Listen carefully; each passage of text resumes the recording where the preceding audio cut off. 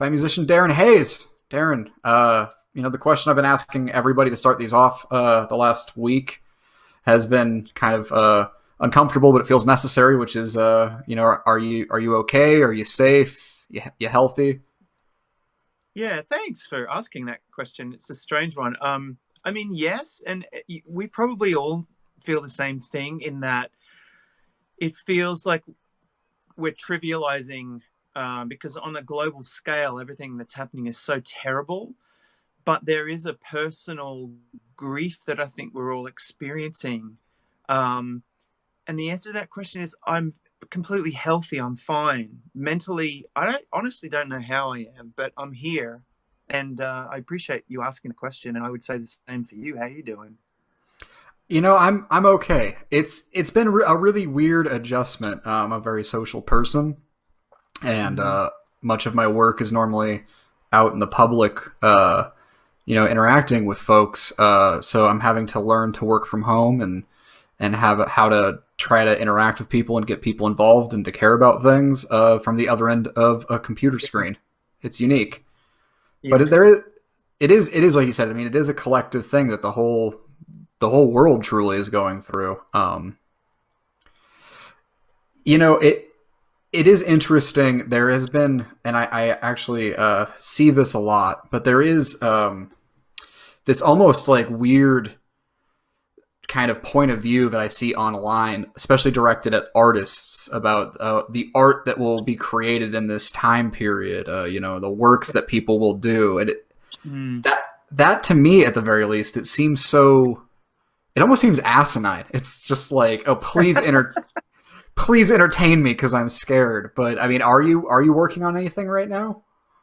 The good thing is I have been secretly working on stuff for a long time. So I took a huge sabbatical from the whole world. The last time I put a record out was 2012, and then I moved to Los Angeles, and then I went in and studied. I went to Groundlings. It's funny. I know your previous guest, Chris Reed. He's a friend of mine because I met him right at Yeah. Groundlings. And I sort of, I in that period, because it's been 6 years now that we've been living here, and in that period, I got a lot of comedic friends, um, and I wrote a musical, and then I started doing things. Like I'm in my home studio at the moment, but I had planned to do stuff before the pandemic, so I'm lucky in that I have stuff to do. But it is funny. I read some comments from people too, like, "Oh, I can't wait to see all the plays that are going to come out and two people in a room." And someone said, "Oh, what about all the old aging rockers that are suddenly going to make these home studio recording albums?" And I was like, "Am I being bugged?" Like, so I just want to clarify that I had started doing stuff before the shutdown. Yeah.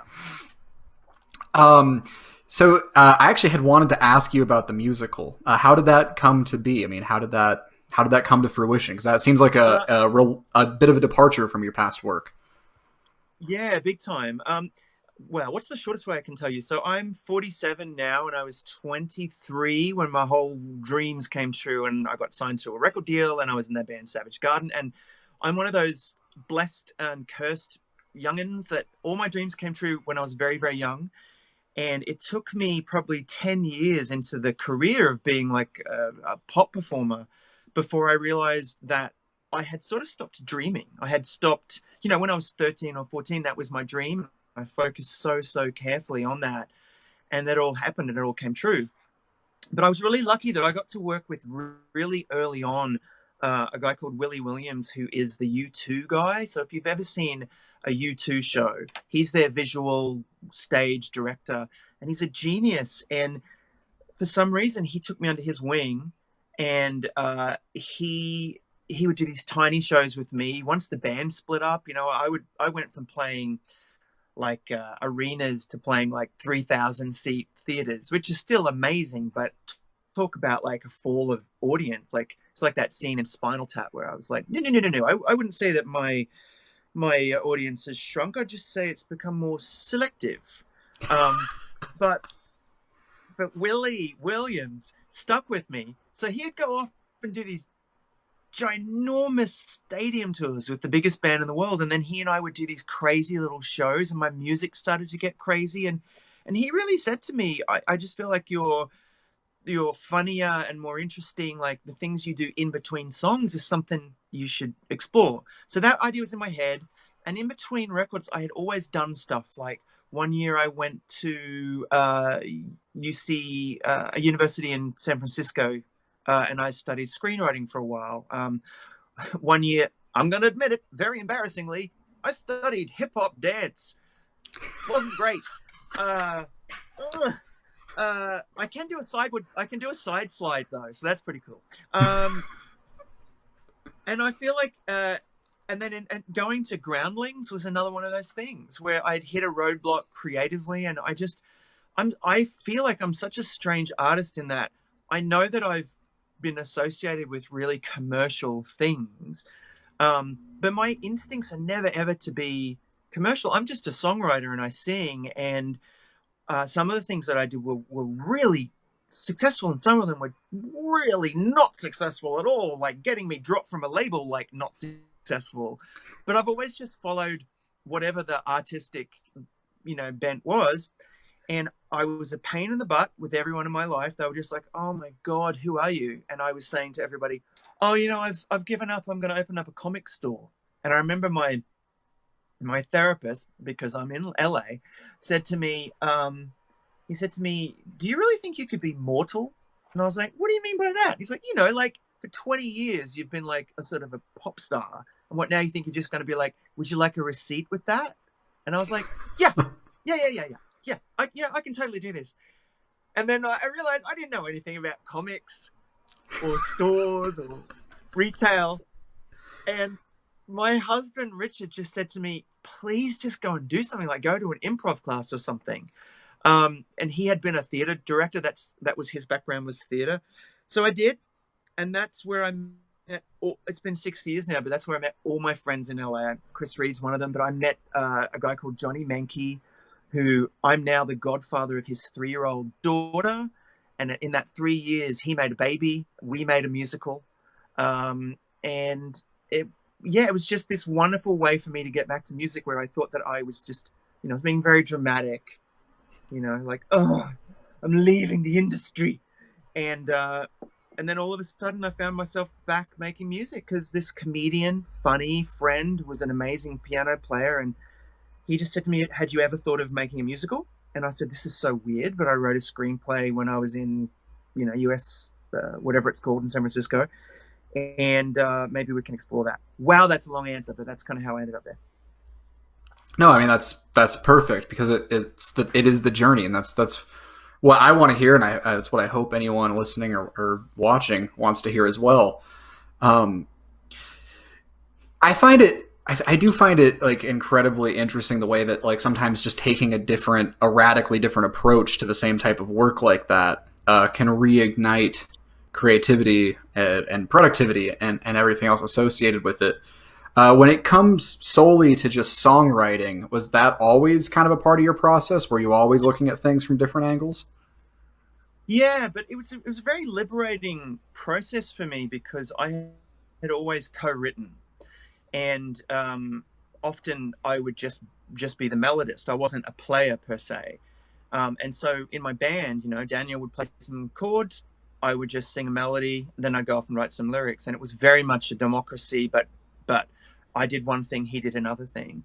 And then throughout my process in the music industry, um, I guess I just didn't realize how much more I really, really wanted to take control of production, and I didn't have those skills. So that was another thing in those years in between. Like I studied Logic Pro and learned how to program myself, and then realized there was so much producing that I was doing in my records anyway that I would have to filter through another person, another musician.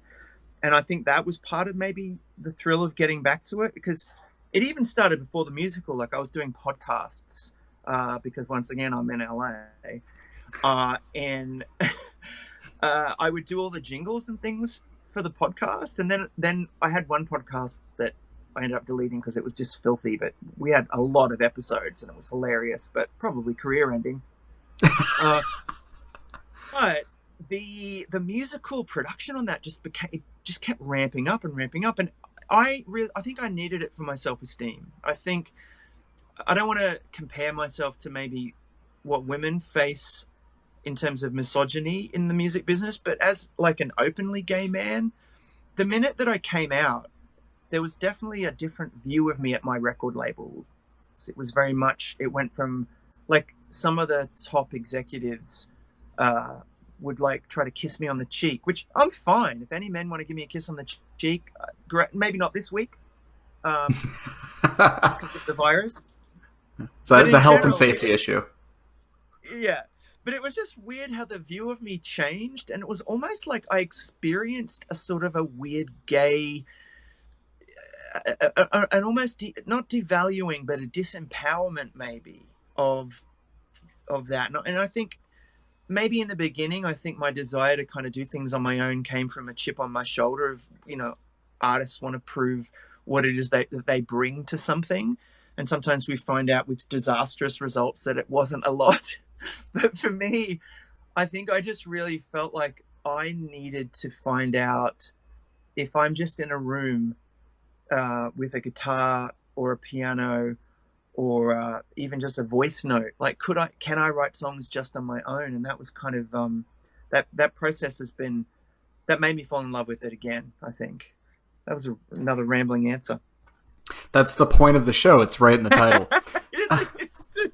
Hey, Yeah, can I just give you I have to give you a compliment really quickly because please you've do. brought so much joy to my life, and I'm sure millions of people's lives, at a point when I personally really needed it. Like I think we've all been through so much trauma in the United States through the Trump presidency. Like it's just been like, for me, I'm a kid who came from a family with an abusive father, right? And I don't want to get too deep and metaphorical, but it was almost like suddenly America had an abusive father. And I understood why the Me Too movement was so accelerated because of him. And I understood why so many people felt so powerless because it just felt like the whole world turned upside down. And then I just saw you on TV laughing at the absurdity of it. And it was such a great third option. It was one that, it's funny, I'd surrounded myself with comedians, and obviously you're a comedian and you're really great at it, but I hadn't seen the thing that was right there in front of us, which was that tool of comedy, not just to be ironic and not just to be political, but actually just to do that thing, which is just to stop and pause for a moment and just laugh and break the tension. I think as a comedy writer, you're obviously really familiar with the idea of, fascinates me. I think what you do is magical, and I wouldn't consider myself a comedian in any sense of the word. It's like magic tricks, but the way you guys manage to hold us in your hand, and there's a tension that you're holding, and then you break it at just the right time with a punchline or a point of view or whatever. But I just really want to say thank you because I really feel like you were at the forefront of uh, this saving of us by comedians in this time. And it's just so necessary. I just hope you never stop doing it. It's I mean that means a lot. Let me stop and say that I'm terrible at taking compliments. I think we all are. We all Thank are. you. Thank you for that like moment of solidarity on that. Do you know who's not Um, terrible at I, taking compliments? Sociopaths. Donald Trump, there you go. you know, possibly Madonna. But I love Madonna. I met I mean, her who once. doesn't? I What was love that I like? Oh my God, everything you would hope for. Just everything you would hope for. My experience was so surreal because, to cut a very long story short, I had once dated somebody very, very close to her inner circle, and I was such a huge fan that I never exploited that. I'm a terrible person in my position because I always dismiss myself from famous people anyway. Like I literally just go, "Hi, how are you?" And then I have this monologue of compliments to them, and then I go, "Okay, bye now," and I leave. And I think part of that comes from the way I grew up. Part of it comes from being Australian. But whatever it is, it has made me not become a complete asshole, which is good. Um, but I had always had this opportunity to meet her and always turned it down. But things didn't go so great with me and this person who I was dating for a while. But years later, I got invited to a dinner party, and he was there. So my ex sort of crush was there, who was like besties with Madonna. No one told me it was a surprise birthday party for Madonna, and I just about peed my pants. And I walked in, and first of all, it was the worst thing because I was fat. Like, I'm going through an Elvis phase right now, and I'm out of the public eye. I just put on weight. Not always intentional, but back then, ooh, I was fat. And when you meet an ex, you always want to look incredible, you Oh know? yes. And I didn't. I didn't. I saw, and I was like, hi. And then I was like, this is my husband. Not a great second follow-up thing. And I'm like, oh, great. But we sat down at this table, and there was only about, I guess there was about 14 people there. And I was Madonna, you know, and I was standing there just going, and my friend said, Darren, you know Madonna. And what do you say to that? And I'm like, yes. And then she said to me, oh, I know you. You're a singer. I came to your show once, which she did years and years beforehand. And she was like, tell the story. And I just went, okay. So I was like, all right, well, here's the story. I was in New York at the Beacon Theater, and I was playing a show, and Tommy Mottola, who used to be the head of Sony Music, he calls me up and he goes, yo, Darren, I hear you do Radio Late in your show. And I was like, oh, no, only in sound check. And he said, well, Madonna hears you do it in your show, so she's coming tonight, so you better fucking do it. And I was like, we do it in the show. Bye. Hung up, freaked out, said to everybody, oh my God, Madonna's coming to the show. I don't know why I sound like a Muppet, but and, so we rehearsed Ray of Light, and she came to the show, and at the very end of the song, she just stood up and she left. So I told that story. And she goes, yeah, that's right. And I was like, well, and you didn't even tell me if you liked it or not. And she said, oh, I thought you were great. And I said, thanks. That was it. We sat down, and she was like, I could not believe how she was pointing around the room, like saying, tell a joke, you tell a joke. And everyone was just like doing it for her, because who wouldn't? Her personality was honestly like, I've never met anyone like this in my life. She was this wonderful black hole that you just wanted to be sucked into and spat out. You didn't care. She was just drawing all of the energy from the room, and I suspect because she needs it to exist, and I was happy to give it. It was unbelievable. She was an absolute star. She made everyone feel incredibly special. And then at one point she just kind of left, and my husband and I just got up and we left too, because we just thought this can only go downhill from here. Let's just escape. It was the most famous and hilarious, surreal moment of my life. And as we left, I think someone like, I forget his name. He was an actor. He is an actor, really famous. He's marrying Katy Perry, and he was in those pirate movies. Anyway, that actor came and he said, you know the guy? He was an elf. Orlando Bloom. There you go. He arrived and he's like, oh, we're looking for the party. Is this the party? Do you know what one it is? He doesn't sound anything like that. And we're like, oh, we think it's this building. And he said something like, is it any good? And just for shits and giggles, Richard and I turned to each other and went, shit. And we left. But it was one of the best nights of my life. And she's incredible. So, yeah, one of the things that's struck me in our conversation so far that I think is worth pointing out and making note of is how incredibly humble you seem to be in these interactions with people, and even discussing your own work, which is very refreshing and delightful. But it is worth making note that you when I was younger, when I was growing up, I mean, you were in one of the biggest pop acts around for many years. It's crazy. Is staying that humble in light of that? I mean, is that something that's intentional, or? I mean, because you're humble. Like, to me, obviously I mean this. I think that what happened to me was incredibly lucky.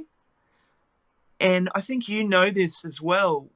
Being around artists, like a lot of my friends are incredible artists, and some of them are servers at restaurants or work at Whole Foods, or like that's my peer group. And so I always feel like one of my best friends is a comedian. Um, his name's Brian O'Sullivan. If anyone wants to check him out, he's a singing comedian, and he's so talented. And I, I don't know. I guess I'm very aware of that thing about the lightning striking, and you have a moment to, God, I wish I could just go into Eminem now. Just do that. You only got one shot, But I think everybody gets these little windows, and some of it's about magic. Some of it's our own magic that we have inside us. That we're almost these. We're conduits of an idea. I think artistic people are just, we're like very finely tuned radio stations, and we pick up on vibes, and we're lucky that we get to express it because these are the tools that we've got, right? I didn't get the abs. I'd wanted them. I didn't get abs. I didn't get really good. I didn't get the sports gene or whatever that was. I'm not great at math, but I know that there's something happens when I sing. What I really, really feel inside, sometimes if I'm really lucky, that becomes permanent in a recording, and someone else says, "Oh, I feel the same thing," right? Just like you did for me when you laughed at a bigot, right? It just moved me on a level that was, it's so universal. And so for me, I don't think it's, I think it would be weird not to be humble in the face of that. Having said that, I obviously look, I'm getting older, and I think the allure of fame was very, very different in my generation. And my reasons for wanting to be famous were different. I just wanted to reinvent my life. My musical is basically about that. But I was a kid from a really troubled home. And so, blah, blah, blah, most performers have the same story as me. There was a hole in my life, right? For me, there was a father shaped hole. And I wanted to fill that hole with something. And my way of surviving was through my imagination. Um, I was bullied as a kid, and so I worked out the things that uh, were unique about me. And when I did those things, people stopped and listened, or they stopped at least criticizing me. And so it was an act of survival, really. Um, and and yeah, I just think that weirdly, I haven't met a lot of super arrogant famous people. Because I would hope to think that the ones that really last eventually, this is such a fickle industry, and I think that ultimately, if you can we swear on Yes, this you podcast can. or no? Yeah, you can say anything you want. Oh, if you fuck people over, you only get away with it while you're on top, but eventually it's that cliche of you have to then walk back down the ladder of shame. And people are going to slap your ass and spit on you, and like I kind of got that from the beginning. And I also knew from the beginning that, oh, it wasn't the fame that I wanted. That part was, I could see that part was kind of very limiting. And and it kills. Like, we literally live in a society where the most famous people in the world uh, eventually die in some horrific way, whether it's self-induced or it's through the paparazzi or whatever. But I feel like it's like gamma rays, too much exposure to that level of success. Man, that's a hard thing to navigate. So whether I did it intentionally or not, my career has always been up and down, up and down, up and down. And that keeps you humble, you know. Also, having a flop helps. It's good. It does. It's great. You have someone tap dancing on a table and saying to you, "You're going to win a Grammy. This is the best. You're going to win a Grammy for this song. This song's going to win you a Grammy." And then you don't even go to the Grammys that year. You didn't even get an invite. And then the next It's year you get dropped. So, no. I mean, I think especially after a string of huge successes, a flop is probably occasionally necessary to reinvent. It probably feels horrible though. yeah, but I think you kind of know. It's one of those things. It's like one of my favorite flops ever it's my favorite record I ever made. And next week I'm going to do a live tweet along with this record. It's an album called The Tension and the Spark, and it got me dropped from Sony Music, really, because I come out in the record essentially. It's about depression. I talk very honestly about depression, and it's, from the guy that did got a little peck on the cheek from Kirsten Dunst in a music video, saying I knew I loved you before I met you. It's got songs on there like, there's a song called Void, where I say, doesn't anyone feel the void of your passing? Or there's a song called Unlovable where I say, you made me feel like my father never loved me. You made me feel like the act of love was empty. Am I so unlovable? Was I so untouchable? Or do I remind you of a part of you that you don't like? You should have been in the boardroom when that one played. It was like, ooh, ooh, there's the pop song. And so I wrote them a song, and the song was called Shit on the Radio. And they went, okay, well, just fine. We don't need that song. Let's just go with what you gave us. But when you fail at doing something you love, you've probably heard the Jim Carrey version of this, it still feels like a win. But I think failing when you compromise, failing when you sell out, failing when you've been forced to do something, you do it their way and it doesn't work anyway. I think that's a really good lesson to learn, for sure. And I've certainly learned that a couple of times in my career. Yeah. I mean, kind of touching off of that, I had wanted to ask, what the record or song or moment in your career you were most proud of was. I mean, is it that? I think it is. And it's not to take away anything from my band because, again, to reference Willie Williams, the U2 director, and he's really just one of my dearest friends and a mentor. I have always accepted that I would never be as commercially successful as I was. And I accepted it from the day the band ended. And partly because Willie sat me down and said to me, he just gave me, 30 years of rock and roll advice. He'd worked with everyone, REM, George Michael, David Bowie, Marianne Faithfull, like just so, Lou Reed, Laurie Anderson. And here he is with this kid, Daryl Haynes from Soundgarden, like, why? But he saw something in me. He saw potential in me. And he just said, listen, you can't compare what you're going to do now to what you've done. That's done. And no one can ever take that away from you. You just have to treat this like you're a new artist. And so the first album that I did on my own, that was the one where there were a lot of people involved. And it really was such a compromise for me artistically, but I had a lot of people in my ear telling me what to do, telling me what would work, what wouldn't work. And I really went against my instincts and made a totally different album to the one that I'd been planning to make. And I mean, ironically now, it only sold 3 million copies, but I'd give anything to sell 3 million copies today. But that was back in 2002. And that failure was really hurt. That was like, oh, I can fail doing something I don't even love. So that next record is the one that I'm proud of, The Tension and the Spark, because it was made in a bedroom. It was just with one person. I didn't care about being commercially successful. All I wanted to do was be good and be real. Because, if you do no one likes everything that we do. I like the way my voice then just turned into Kermit the Frog and went, when you do something to her. But I think when you do something that you're proud of and you like, if someone says they don't like it, that's cool. You just get to judge them and be like, wow, you have terrible taste. But if deep down inside you also think it's pretty average, I don't know, it's a weird feeling. So it would be that record, because that's when I really felt like I had to just grow new limbs and work out how to walk and how to be and just be a new person. And that new person and that new career was so much smaller, but so much more rewarding.